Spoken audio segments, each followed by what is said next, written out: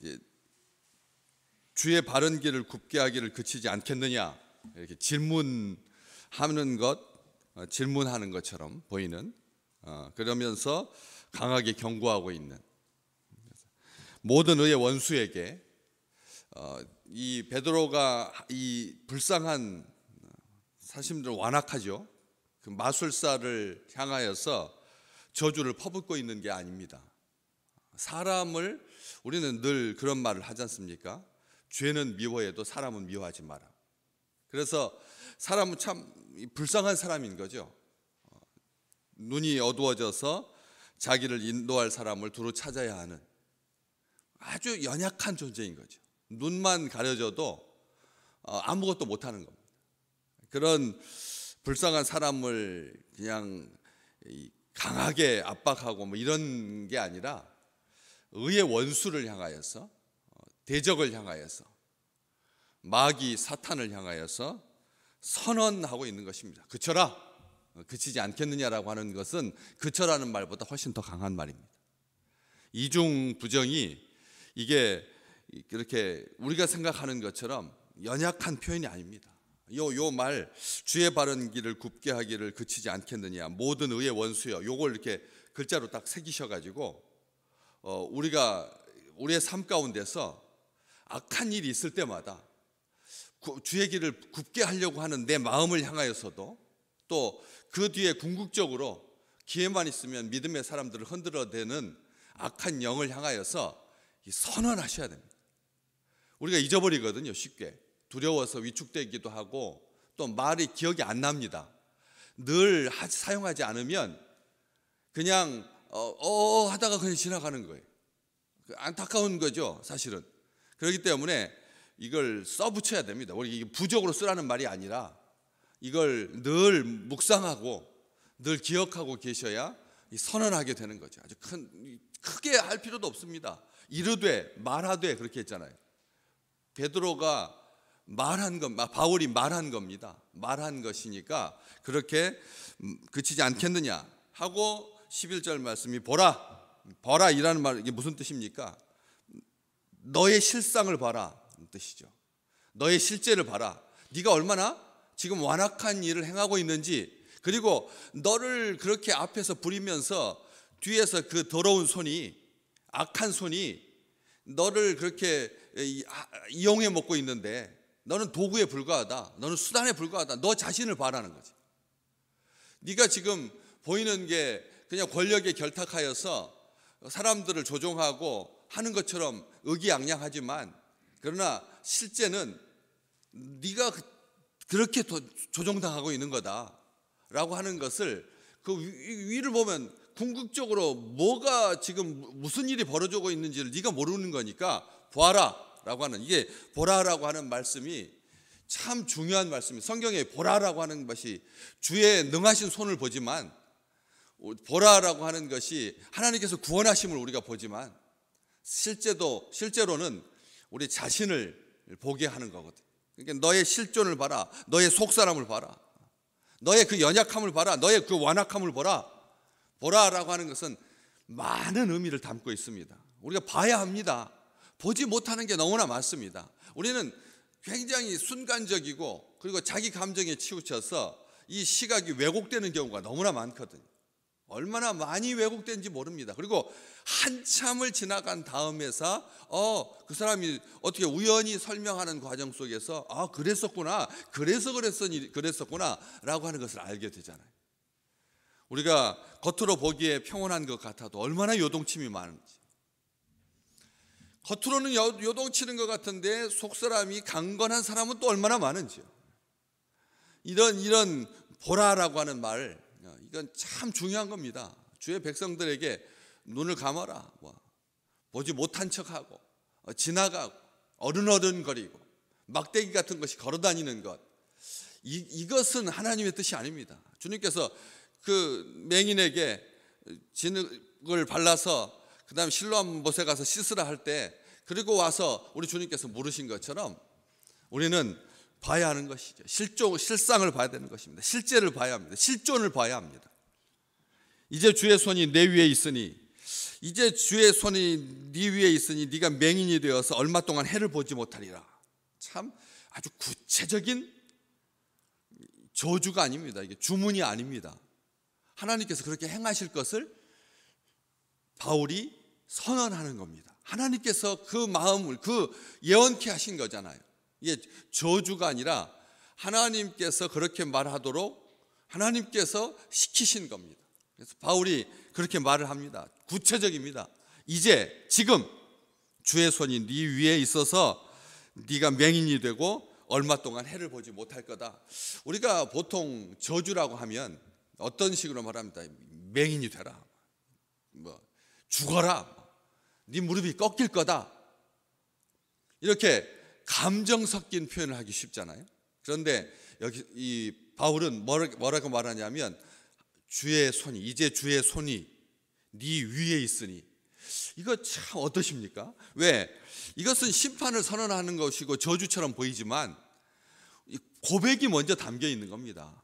우리가 주의 손, 이게 하나님의 손, 능하신 손, 편팔, 도우시는 손, 선하신 손, 의로운 손. 하나님의 손, 다른 신체 부위도 많으실 텐데 주의 발, 주의 머리, 주의 어깨, 주의 배, 주의 입술, 주의 코, 주의 귀. 그렇잖아요. 우리 하나님의 형상을 닮아서 우리를 지으셨으니까 우리하고 똑같이 생기셨거든요. 그렇기 때문에 우리의 인간적인 어떤 특징을 가진 신체 부위가 많을 텐데, 성경에서 주의 손이라고 했으면 주의 손이 딱 나오는 순간 성경은 이걸 말하는 거죠. 주의 구원을 보라, 주의 권능의 손을 보라, 주의 편팔을 보라. 주로 이 손과 관련되어 있거든요. 주의 능력, 권능의 손, 힘 있는 손. 성경에서는 주로 그쪽으로 사용됩니다. 강한 손, 능력의 손, 그리고 힘 있는 손.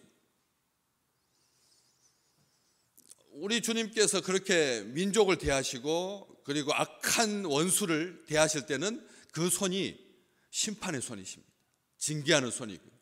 여기 출애굽기 7장 5절에도 내가 내 손을 애굽 위에 펴서 짓누르시는 손이죠. 애굽 위에 폈다. 여기도 이 바울이 주의 손이 네 위에 있다 이렇게 말하잖아요. 주의 손이 등 뒤에서 내 곁에서 따뜻하게 어깨동무를 하고 부드러운 손으로 어루만지시는 그 엘리야에게 우리 주님께서 먹이시는 까마귀를 동원해서 먹이시는, 입히시는 그런 부드러운 손, 어머니의 손과 같은 그런 손, 가죽옷을 지어서 입히시는, 이게 하나님의 그 부성뿐만 아니라 손과 관련하여서는 굉장히 모성적인, 믿음의 사람들과 함께 선한 손일 때는 따스하고 정겨운 손이지만 원수를 향할 때는 아비의 손, 채찍질 하시는 아주 엄하신 그런 손이거든요. 그런데 시편 89편 2절 말씀에 우리 하나님께서 이런 말씀을 하십니다. 내 종 다윗을 내가 찾아내서 나의 거룩한 기름을 그에게 부으고, 내 종 다윗을 내가 찾아냈다. 참 얼마나 다윗이 하나님 앞에 마음이 합하여서 그래가지고 세상 사람들한테 유명해지고, 그래서 자기의 능력으로, 자기의 권리로, 자기의 힘으로, 자기의 의지로, 자기의 열심으로 하나님께 보여진 것이 아니라 하나님께서 찾으신 거예요. 하나님께서 찾으신 거죠. 드문 진주와 같은 흙턴 진주, 제가 그 표현 제가 좋아한다고 말씀드렸지 않습니까? 흙을 터낸 진주처럼, 흙턴 진주. 그 명칭, 그 말이 참 좋더라고요. 예쁘더라고요. 우리 모든 식구들이 주 앞에서 오늘 또 찾아내신 바 되는 축복을 누리시기를 주의 이름으로 축복합니다. 하나님께서 찾고 계시거든요. 하나님은 찾으십니다. 자기 마음이 합한 사람을 찾을 때 내 종 다윗을 내가 찾아내서 나의 거룩한 기름을 부었다. 그 다윗에게 하나님께서 약속하시고 하나님께서 자랑스러워하시는 그 말이 그 다음에 나옵니다. 내 손이 그와 함께하여, 내 손이 그와 함께하여 견고하게 하고, 내 손이 그와 함께하여 견고하게 하고 내 팔이 그를 힘이 있게 하리로다. 아멘. 우리 하나님은 우리 위에 펼쳐서 가지고 이렇게 짓누르시는, 심판하실 때 오늘 이 박수 엘루마에게, 박수의 바엘수에게 하나님께서 심판하시는 그런 손이 아니라 붙잡아 주시고 인도하시고 치유하시고 도와서 승리케 하시는 그런 하나님의 손이거든. 우리 하나님의 손은 천지를 창조하신 창조의 손이시고, 우리 하나님의 손은 살아계신 하나님의 손이시고, 무능하고 힘없어서 절절절 떨리는 그런 손이 아니십니다. 부족함이 드러나는 부끄러운 손 많잖아요. 도와주려고 했는데 정작 도와주지 못하는, 청탁서를 밀어 넣었던 손, 그 부끄러운 손들이 지금 온통 나라를 지금 멈춰 있게 하지 않습니다. 계약하는 손, 이중 계약서 쓴 손, 부끄러운 손, 그런 손들은 되게 부끄러워지고 말잖아요. 망연자실하고 말고 손이 풀리고 말지요. 그러나 하나님은 주의 성전을 사모하는 주의 백성들에게 손을 견고히 해라, 하나님께서 손에다 힘 주시는 그런 선하신 손이라는 거죠. 그렇기 때문에 나중에 다윗은 사무엘하 24장에 보면, 하나님, 나는 당신의 손에 빠지고 싶습니다. 혹시라도 나를 치시거든.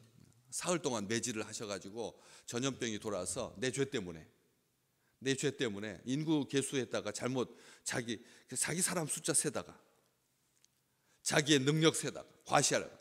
교회는 사람 숫자 자랑하기 시작하는 순간 하나님한테 매맞는 거거든요. 하나님이 부르시는 거지 교회가 사람 숫자 자랑하면 맞거든요. 사흘 동안 원수에게 쫓겨다니든지 전염병으로 매를 맞든지 할 때 여호와의 손에 빠지게 하시고, 그 다음에 뭐에 빠지지 않게 해달라고요? 사람의 손에 빠지지 않게 해주십시오. 다윗은 알았던 겁니다. 매를 맞더라도 하나님의 손에 맞아야지 사람의 손에 맞으면 비참해지거든요. 루마니아의 차우세스쿠, 그 부부의 그 처참했던 사람의 손에 맞아가지고 그렇게 했던 그 영상이 아직도 지금도 아주 새롭습니다. 지금도 기억납니다. 그런 것처럼 사람의 손에 빠지지 않게 해달라고. 하나님의 손이 짓누르게 되면 여기서 가장 약한 심판인 것 같아요. 맹인이 되어서 얼마 동안 해를 보지 못하는 거. 우리가 생각할 때 그렇지 않아요? 이 중에서 하나님 앞에 맞을 때 뼈가 부러진다든지 뭐 다른 여러 가지가 있을 것입니다. 그렇죠? 여러 가지가 있을 텐데 왜 하나님께서 이 박수 엘루마 바엘수에게 왜 얼마 동안 눈이 어두워져서 못 보게 되고 그 다음에 해를 보지 못하리라. 왜? 다른 것 볼 수 있는 것이, 사람이 이 땅에 오늘 뭘 보실 건데요? 뭘 보지 못하면 가장 사람이 아플까요? 사람이 이게 보지 못한다고 했을 때 뭘 보지 못하면 제일 안타까울 것 같습니까? 우리가 생각할 때 자기가 누렸던 그 총독의 그 옆자리를 보지 못하는 게 안타까운 일일까요? 총독의 그 옆자리를 보지 못하는 것. 사람들이 총독 앞에 와가지고 종교적인 자문을 하고 있는 옆에 서서 그렇게 아주 고급 옷을 입고 그냥 품위 있게 말하고 그랬던 자기에게 몰려오는 사람들을 보지 못하는 안타까움이 더 클 것 같은데, 우리 생각에는요. 우리가 생각할 때 우리가 오늘 만약 얼마 동안 조금 못 본다면 무엇을 보지 못하는 것이 가장 두렵고 뭐가 무서운 것, 얼마든지 있거든요. 그렇지 않아요? 자기가 누렸던 권력을 보지 못하는 것, 자기가 세웠던 공든 탑을 보지 못하는 것, 자기가 지나왔던 여지껏 그 능력이 있었던 그 삶의 족적을 보지 못하는 것 많을 텐데 왜 하필이면 얼마 동안, 잠시 동안 해를 보지 못하는 것, 왜 이런 말을 했을까를 한번 생각해 봤습니다. 해보지 못하는 게 뭐가 아쉬워서요?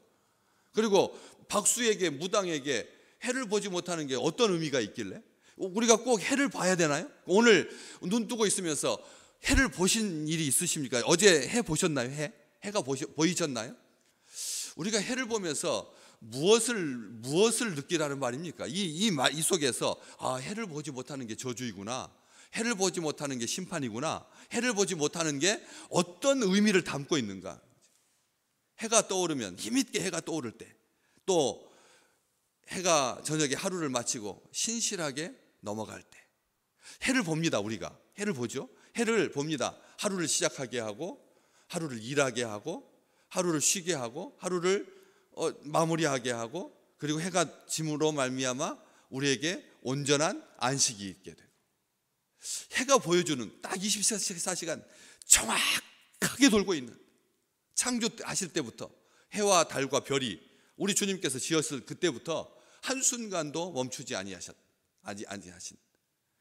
한순간도 멈추지 않는, 온 세상 사람들이 그 태양으로 인하여서 삶을 사는, 그렇잖아요. 오늘 다른 거 다 괜찮아요. 달이 없어지는 거나 뭐 구름이 없어지는 거나 아니면 뭐 이런 자연 현상 중에서 하나님께서 만드신 것 중에서 없어지는 것은 인생에게 그렇게 큰 장애가 되지 않는데, 해가 없어짐으로 말미암아, 해를 못 봄으로 말미암아 어둠이, 여기 그렇게 돼 있죠. 안개와 어둠이 그를 덮어. 해가 단순하게 없어지는 것은 광명이 없어지는 게 아니라 그냥 삶을 송두리째 어둠에 빠지게 만드는 거죠. 그가 평생 동안 자행했던 악한 모든 거짓과 모든 악행, 모든 의의 원수, 주의 바른 길을 굽게 했던 것이 얼마나 사람들을 어둠 속으로 몰아갔는지를 얼마 동안이지만 제대로 보는 거죠.